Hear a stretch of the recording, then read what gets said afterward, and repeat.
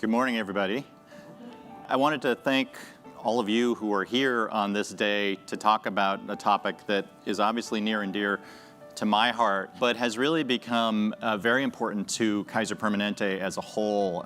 We really see mental health and wellness as a central part of our strategy going forward. At Kaiser Permanente, we take care of 12 million people. That means that somewhere between 2 and 3 million people who are in our care have some mental health needs. And for me, I think it's really critical that we as an organization examine very closely what it takes to help take care of those folks. Also to make sure that the right types of services are available and that we're putting our shoulder behind the wheel of creating those types of solutions, both public policy solutions and also market solutions, to ensure that people don't have to suffer in silence. I want to put a human face on it. I want people to realize that it can happen to anyone, because I have a son who has serious mental illness, bipolar disorder. I never thought it would happen to me. And it happens to 1 in 4 or 1 in 5 Americans. One of the things I discover when I give my talk is actually I'm a lucky one. My son got better. There's lots of parents out there whose sons and daughters didn't get better.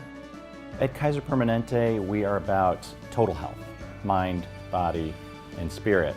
And we really want to emphasize the mind part. And what we're doing is bringing that emphasis to our mental health programming. With Find Your Words, what we're trying to do is break through the silence and break through the stigma that is affecting people with mental health conditions and really those who love them. It's critically important to be reaching the public with a message that says, these are conditions to talk about, to find the words to support somebody or to seek help for yourself. It needs to come out of the shadows, and what Kaiser is doing is trying to bring it out of the shadows and really have people literally find their words. And they're also working in a very culturally competent, showing different types of people that haven't always been showcased, and that's very important as well. People with mental health conditions are just that, people. We're human beings just like everybody else.